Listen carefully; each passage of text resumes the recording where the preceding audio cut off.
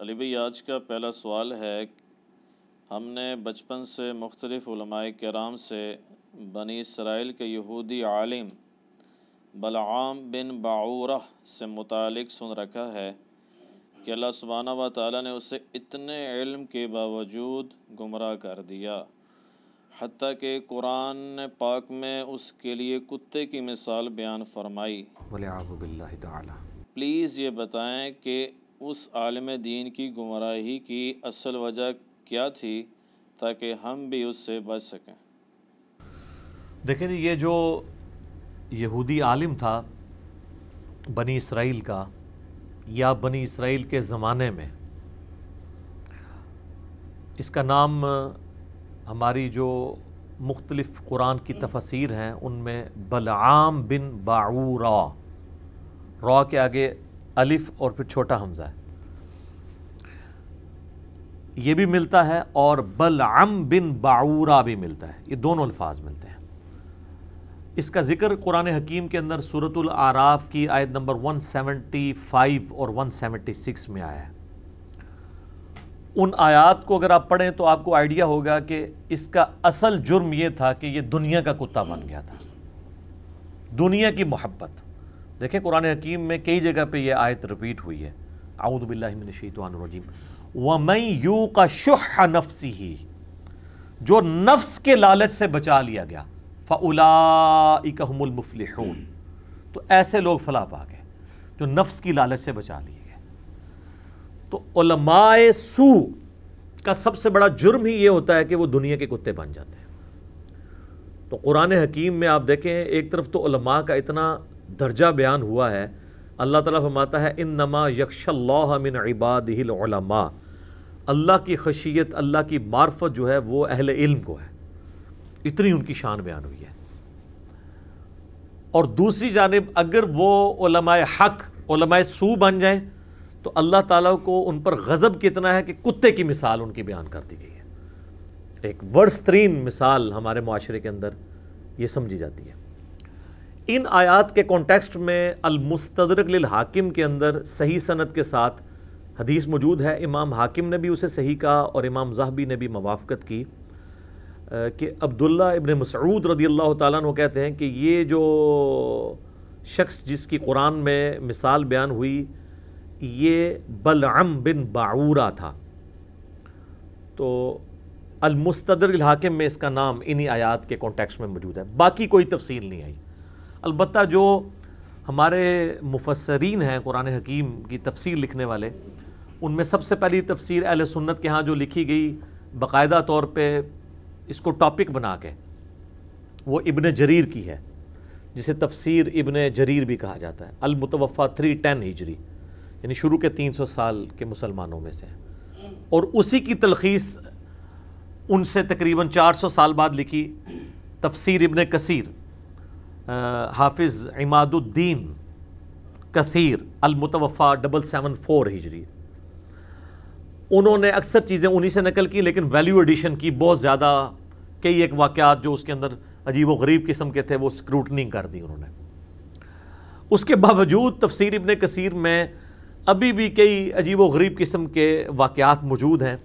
میں نے ایک ویڈیو میں کہہ دیا تھا کہ تفسیر ابن کثیر میں جو کچھ لکھا ہے وہ ٹھیک نہیں ہے، اس میں آپ احادیث لیں، اس میں کوئی شک نہیں ہے کہ تفسیر بالروایہ یعنی احادیث کی روشنی میں اور قرآن کی آیات کی روشنی میں سب سے بیسٹ تفسیر اس امت میں جس عالم نے لکھی ہے نا وہ حافظ ابن کثیر کی ہے، لیکن انہوں نے کئی ایک اسرائیلی روایات اس میں نقل کی، اور بعض اوقات وہ اتنی بےہودہ قسم کی روایات ہیں خصوصاً سیکس کے پوائنٹ آف ویو سے کہ وہ مطلب آپ کسی کو پڑھ کے نہیں سنا سکتے۔ کوئی شخص کہے کہ اگر یہ ہاں ماشاءاللہ اس قابل ہیں کہ میں اپنی سسٹر کے سامنے یا اپنی والدہ کے سامنے بیٹھ کے یہ باتیں پڑھ سکتا ہوں، تو آپ پڑھ نہیں سکتے۔ تو اس سے میں کوئی حافظ ابن کثیر کی تنقیص نہیں کر رہا، ایون اس کے بعد ان کی اس تفسیر کے اوپر جن لوگوں نے تحکیم لگائی ہے، شیخ البانی ہوں یا شیخ زبیل زئی ہوں، انہوں نے باقاعدہ ان واقعات کے نیچے سیدھا فٹ نوٹ لکھا ہے کہ مردود اور بے اصل ہے۔ تو یہ مردود اور بے اصل حافظ ابن کثیر کے واقعات کو جو بنی اسرائیل کی اسرائیلی روایتوں سے انہوں نے لیے تو وہ خود لکھ رہے ہیں، اور وہ اس لیے ہے کہ وہ عجیب و غریب قسم کے واقعات ہیں، اور اسی قسم کے جو بےہودگی پہ مبنی کچھ واقعات سورۃ الاعراف کی آیت نمبر 175 اور 176 کے کانٹیکسٹ میں بھی پڑھ کے دیکھ لیں. لوگ کہتے ہیں نہیں کدھر لکھا ہوا ہے، تو سر آپ قرآن کھول لیں، ابن کثیر موجود ہے، تو سورۃ الاعراف آیت نمبر 175 اور 176 کے کانٹیکسٹ میں جو اسرائیلی روایتیں ہیں وہ ماشاءاللہ جس قسم کی ہیں وہ آپ پڑھ کے دیکھ لیں تو آپ کو پتہ چل جائے گا. باقی ان کے پورے ورک کو ہم زیرو سے ملٹیپلائی نہیں کر رہے، یہ چیزیں جو نکالنی چاہیے تھی، لیکن ظاہر ہے کیا وہ فوت ہو چکے ہیں، ان کے مرنے کے بعد تو نکل نہیں سکتی. یہی ہو سکتا تھا کہ جو لوگ اس کی تحکیم کر رہے ہیں وہ نیچے فٹ نوٹ پہ لکھ دیں کہ بھئی اے کہانی ہے چھڑ دو، باقی چیزیں لے لو. جو ہم کئی علماء کے بارے میں کہتے ہیں کہ اس عالم کی یہ بات ٹھیک ہے، یہ کہانی ہے، یہ کہانی چھوڑ دیں، قرآن و حدیث لے لیں. تو یہ رول جو ہے یہ پرانے بزرگوں پہ بھی فٹ ہوتا ہے. یہ نہیں ہے کہ پرانے جو ہیں وہ کوئی معصوم تھے، وہ بھی اپنے زمانے کے انسان تھے، ان سے بھی غلطیاں ہوئی ہیں. تو پہلے ہم ان قرآن کی آیات کو کور کرتے ہیں اس کانٹیکسٹ میں جو سورۃ الاعراف کی آیت نمبر ہے 175 اور 176. اعوذ باللہ من الشیطان الرجیم، بسم اللہ الرحمن الرحیم. وَاتْلُ عَلَيْهِمْ نَبَأَ الَّذِي آتَيْنَاهُ آیَاتِنَا. اے نبی ان پر اس شخص کا حال پڑھ کر سنائیں جسے ہم نے اپنی آیات دی تھی. مستجاب الدعوات ہوگا، اللہ تعالیٰ کا کوئی منظور نظر تھا، یا آیات دی ہیں تو اس کا مطلب ہے موحد تھا، مسلم تھا، یہ ساری کوالٹیز تھی. یعنی کوئی نٹوریس پرسنالٹی نہیں تھا، دیندار آدمی تھا. فَانْسَلَخَ مِنْهَا، لیکن وہ خود ان چیزوں سے نکل گیا اپنے آپ کو چھڑا کر. اللہ نے اس کو اتنا کچھ دیا تھا لیکن اس نے پس پش ڈال دیا، اللہ کا پٹا اتار کے وہ بھاگ گیا. فَانْسَلَخَ مِنْهَا، یہ اپروپریٹ اس کی سمجھ لیں کہ ٹرانسلیشن یہ بنے گی. فَأَتْبَعَهُ الشَّيْطَانُ، تو شیطان پھر اس کے پیچھے لگ گیا. سورہ زخرف میں ہے نا جو رحمان کے ذکر سے روگردانی اختیار کرتا ہے تو اللہ تعالیٰ فرماتا ہے ہم اس کے اوپر قرین ایک جن مقرر کر دیتے ہیں شیطان جو اس کا ساتھی بن جاتا ہے. جب اللہ کا ذکر نکلا تو پھر شیاطین ہی حملہ کریں گے. فَكَانَ مِنَ الْغَاوِينَ، تو پھر وہ گمراہوں میں ہو گیا، شیطان کے ہتھے چڑھ گیا وہ. وَلَوْ شِئْنَا لَرَفَعْنَاهُ بِهَا، اگر ہم چاہتے تو جو کچھ ہم نے اسے علم اور جو اسے کوالٹیز دی تھی اس کی وجہ سے اس کے درجات بہت بلند کر دیے جاتے. وَلَكِنَّهُ، لیکن آپ کو پتا ہے نا کہ اللہ تعالیٰ زبردستی کسی کو ہدایت نہیں دیتا جب تک وہ خود طلبگار نہ ہو. وَالَّذِينَ جَاهَدُوا فِينَا لَنَهْدِيَنَّهُمْ سُبُلَنَا، جو لوگ ہماری راہ میں کوشش کریں گے انہی کے لیے ہم اپنی راہیں کھولیں گے. تو اللہ تعالیٰ فرماتا ہے ہم نے زبردستی تو کو نہیں کرنی تھی. اگر اللہ تعالیٰ زبردستی کرنا چاہتا اور وہ خواہش مند بھی ہوتا تو اس کے درجات بلند ہو جاتے. وَلَكِنَّهُ أَخْلَدَ إِلَى الْأَرْضِ، لیکن وہ خود ہی زمین کی پستی میں گر گیا. یہ عربی لنگوسٹک کے اندر جب یہ بات کی جائے نا کہ جا کے زمین لگ گیا، مراد یہ ہے کہ وہ دنیا کا کتا بن گیا. کیونکہ دنیا میں جتنی بھی نعمتیں وہ زمین سے نکل رہی ہیں. سونا کہاں سے نکل رہا ہے؟ تیل، خوراک، دنیا کی ہر نعمت زمین سے یا اگتی ہے یا معدنیات کی شکل میں نکلتی ہے. وَاتْبَعَ هَوَاهُ، اور وہ خواہش نفس کی جو پیروی گمراہی کے پیچھے لگ گیا. فَمَثَلُهُ كَمَثَلِ الْكَلْبِ، پس اب اس کی مثال کتے کی سی ہے.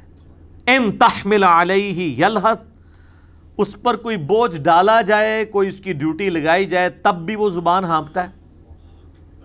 اَوْ تَتْرُكْهُ يَلْهَثْ، یا اسے اس کے حال پہ چھوڑ دیا جائے تب بھی زبان ہانپتا ہے.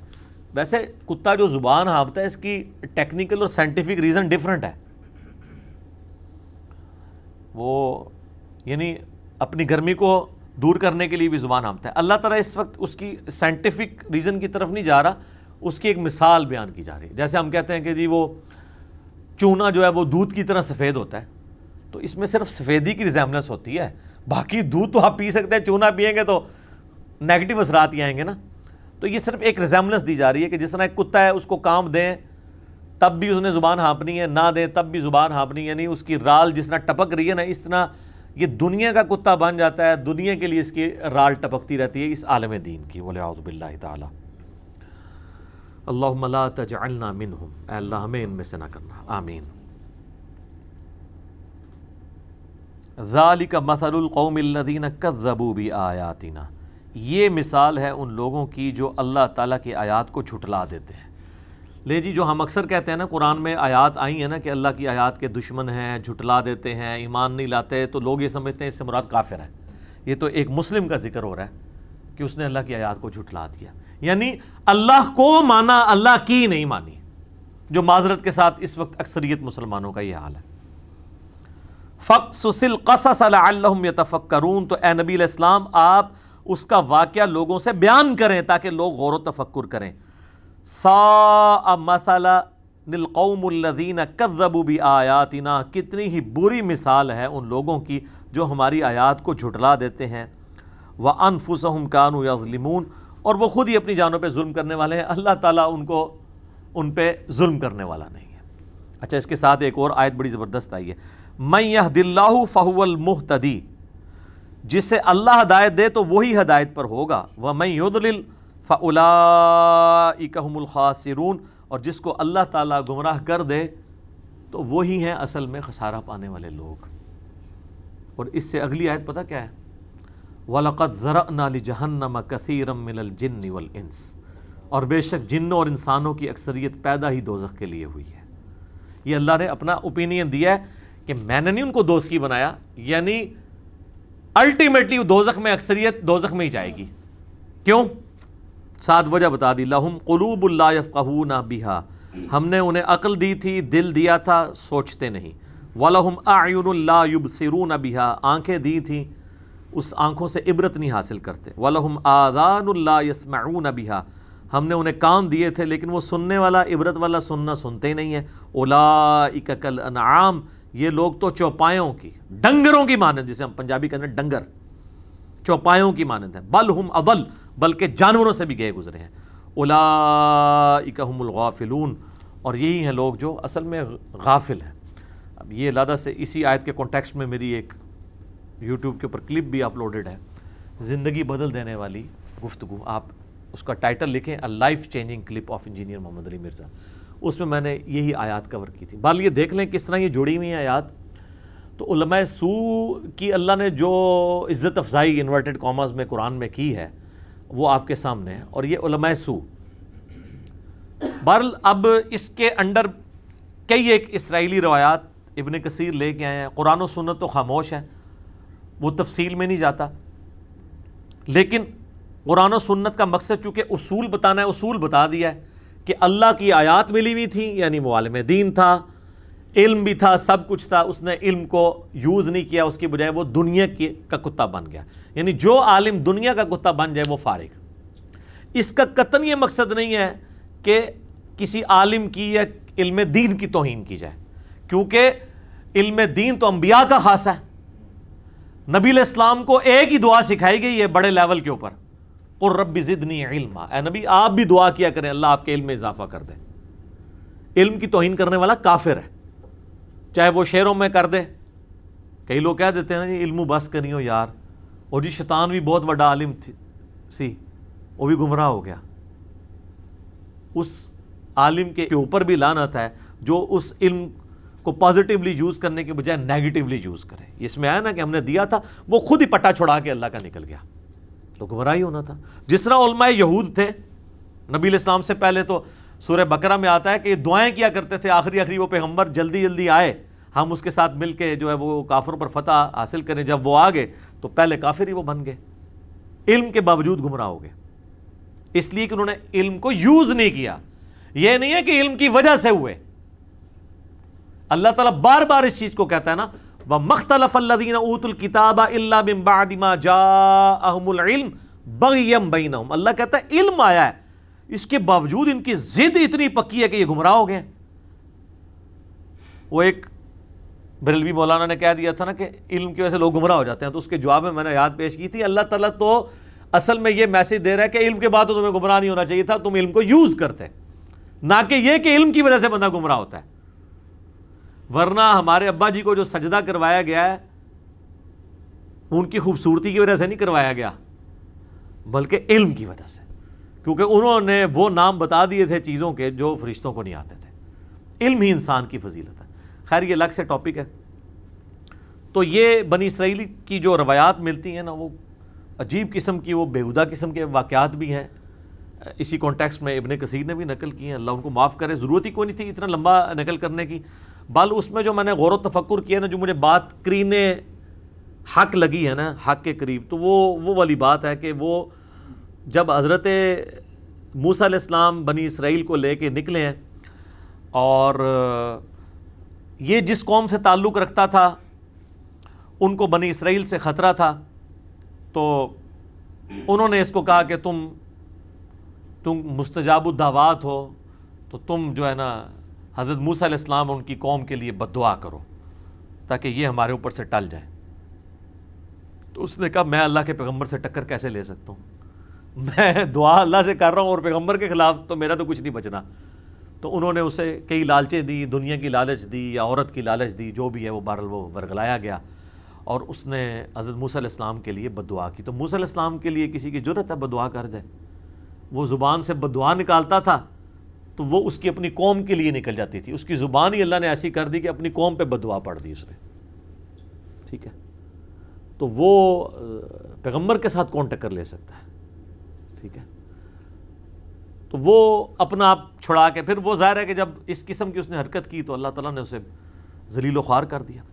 باقی کئی یہ کہانیاں اب لوگوں نے مشہور کی ہوئی ہیں. آپ نے یہ بھی سنا، وہ کہتے ہیں جی صحابہ کہف دا کتا جنت ہی جائے گا. ہم کہتے ہیں یار کتا تو جنت میں جا نہیں سکتا، جنت تو ہمارے ابا جی کی میراث ہے، سیدنا آدم علیہ السلام کی. وہ کہتے ہیں نہیں، اصحاب کہف کا جو کتا ہے نا، وہ اس کتے کو بلعم بن باورا یا بلعام بن باورا کی کھال پہنا کے نا انسانی شکل میں داخل کر دیا جائے گا. دیکھیں کس طرح، ہاں یہ آپ ہنس رہے ہیں، یہ باقاعدہ انہوں نے لکھا ہوا ہے، یہ جمعے کے خطبوں میں بیان کرتے ہیں. وہ کہتے ہیں صحابہ کہف کا کتا جنت میں جائے گا، حضرت صالح علیہ السلام کی اونٹنی جنت میں جائے گی، عزیر علیہ السلام کا گدھا جنت میں جائے گا، سلیمان علیہ السلام کی ہدہد جنت میں جائے گی، یونس علیہ السلام کی مچھلی جنت میں جائے گی. جتنے جانور تھے نا انہوں نے قرآن دی اس تو پتہ لگے نا، انہوں نے کہا بھائی سارے متفرق نے، سارے متبرک نے، انہوں نے جنت ہی بھیجو. تو یہ اس اعتبار سے بھی یہ بلعم بن باورا بڑا مشہور ہے کہ وہ کہتے ہیں نہیں، وہ صحابہ کہف دا کتا جڑا ہے نا، اس کتے نو ادھی کھال پہنا کے انسانی شکل ہی داخل کیتا جائے گا، کیونکہ انہیں تو نہیں جانا تو وہ چلا جائے گا. ٹھیک ہے، یعنی ایک ایسے شخص کی کھال پہنا کے اسے داخل کیا جائے گا جس کو اللہ نے خود کتے کی مثال بیان کی ہے اور اسے کنڈیم کیا ہوا ہے. ٹھیک ہے، میرا خیال ہے اس طرح کیا ہے تو کتا ہی نہ جانے سے انکار کر دے کہ کسی مولوی دی کھال پاڑی جی اللہ معافی دے، مولوی سونو چھڑ دو بھائی جی، میں کتا ہی ٹھیک ہاں. ٹھیک ہے، اتنی اگر اس کتے نے بھی ہونی ہے، ظاہر عقل تو اس کو تھی اس اعتبار سے کہ وہ صحابہ کہف کے ساتھ رہے، قیامت تک کے لیے قرآن میں اس کا ذکر موجود ہے. باقی صحابہ کہف کے اوپر میرا کلپ ریکارڈڈ موجود ہے، آپ وہ دیکھ سکتے ہیں. تو یہ جناب وہ ساری اس اعتبار سے ایک گفتگو تھی.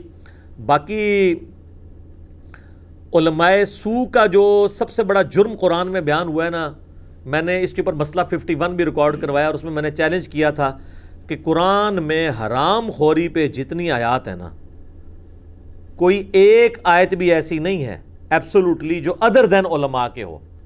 100% علماء سو کی بات ہو رہی ہے. سورۃ البقرہ، سورہ آل عمران کے اندر جن علماء یہود و نصارہ کا ذکر ہے کہ یہ چند ٹکوں کے عوض اللہ کی آیات کو بیچ دیتے ہیں، تو وہ کون عام لوگ ہیں؟ فتوے کون لکھتا تھا؟ علماء. اور اس کا کلائمیکس جو ہے وہ سورہ توبہ ہے. سورہ توبہ کے اندر چونکہ اللہ تعالیٰ نے منافقین کو ایڈریس کیا ہے، تو کسی درجے میں یہ بھی منافقین کی کیٹیگری میں فال کرتے ہیں علماء سو بھی، کیونکہ یہ مسلمانوں میں گھسے ہوئے ہوتے یہ دین کے دشمن ہیں. تو سورہ التوبہ کی آیت نمبر 34 میں آیا ہے، اعوذ باللہ من الشیطان الرجیم، یا ایھا الذین آمنوا ان کثیرا من الاحبار والرہبان لیأکلون اموال الناس بالباطل. اے اہل ایمان، اکثریت علماء اور صوفیوں کی، احبار کہتے ہیں ایسے عالم جو علم کی گہرائی میں ہوں، اور رہبان جو راہب تھے. اور اعلیٰ حضرت نے اس کا ترجمہ ہوتا ہے کیا کیا ہے؟ انہوں نے کہا ہے کہ علماء اور جوگی، یعنی صوفی لکھتے تو ان پہ پکڑ ہو جانی تھی نا، صوفیاء کو آپ نے کہہ دیا، چلو جوگی کہہ لو. تو علماء، یعنی آج کی ڈیٹ میں بات کریں گے تو علماء اور صوفیاء کی اکثریت ایسی ہے جو لوگوں کا مال ہڑپ کرتی ہے حرام طریقے سے، وَيَصُدُّونَ عَن سَبِيلِ اللَّهِ، اور وہ روکتے ہیں لوگوں کو اللہ کے راستے سے.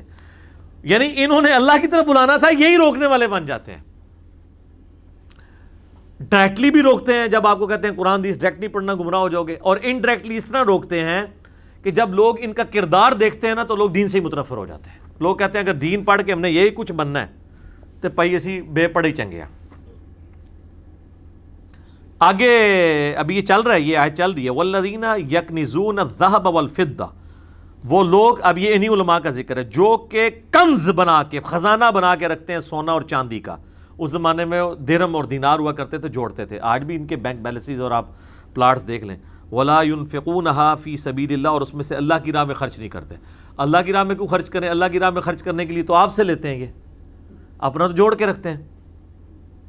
فبشرہم بعذاب علیم، اے نبی ایسے لوگوں کو خوشخبری سنا دیں دردناک عذاب کی. یہ اللہ تعالیٰ کا ذرا انداز دیکھا ہے کیسا انداز ہے، خوشخبری سنائیں. یہ یعنی کسی کو کہتے ہیں نا وہ ٹونٹ کے انداز میں، یعنی جس کی وجہ سے اگلے کو اور تکلیف ہو، خوشخبری دیں ان کو عذاب کی. یہ نہ سمجھیے گا یہ پرانے علماء کا ذکر ہو رہا ہے، نہ. بخاری اور مسلم دونوں میں حدیث ہے تم بھی اگلے لوگوں کے پیچھے چل پڑو گے قدم با قدم، بالشت بر بالشت، حتیٰ کہ ان میں سے اگلے لوگوں میں سے کوئی گوہ کے سوراخ میں داخل ہوا تو میری امت بھی وہی کام کرے گی. تو صحابہ نے پوچھا یہ اگلے لوگوں سے مراد کیا یہود و نصارہ ہیں؟ آپ نے فرمایا اگر وہ مراد نہیں ہے تو اور کون سے لوگ مراد ہیں؟ یہ وہی لوگ مراد ہیں.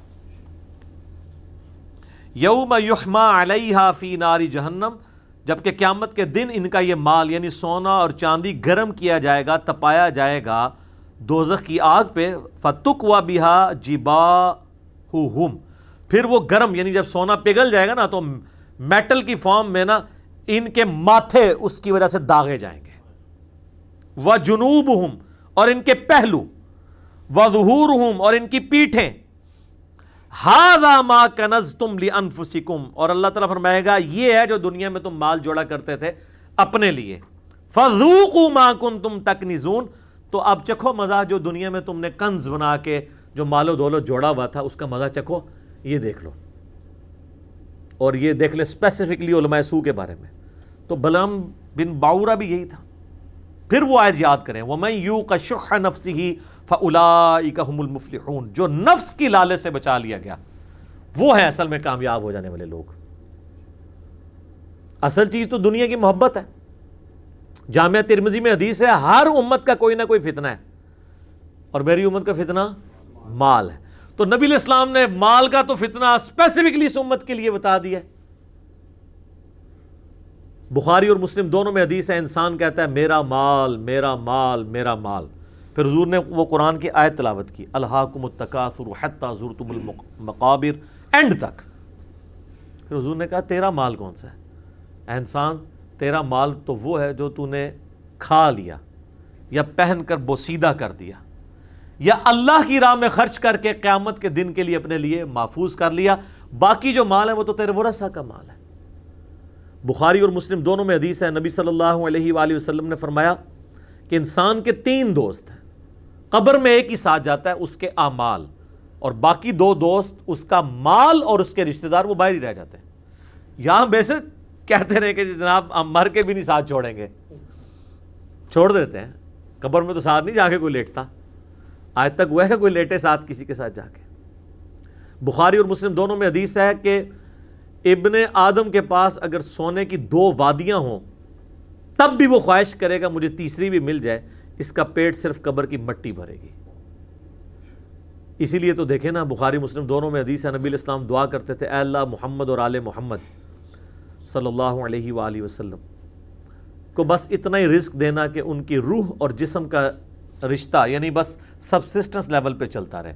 آپ علیہ السلام نے زیادہ مال کو پسند نہیں فرمایا. اس لیے آپ دیکھ لیں غزوہ خیبر کے بعد آپ کو کتنی وسعت مل گئی تھی لیکن کوئی ثابت نہیں کہ آپ نے کبھی زکوٰۃ دی ہو، جوڑتے ہی نہیں تھے.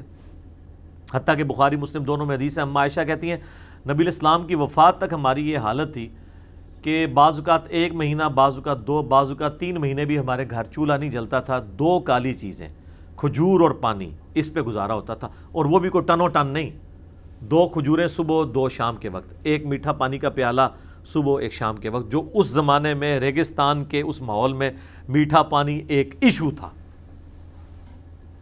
اسی لیے تو پھر امہات نے نبی علیہ السلام سے ڈیمانڈ کر دی تھی کہ اب تو وسعت ہو گئی ہے.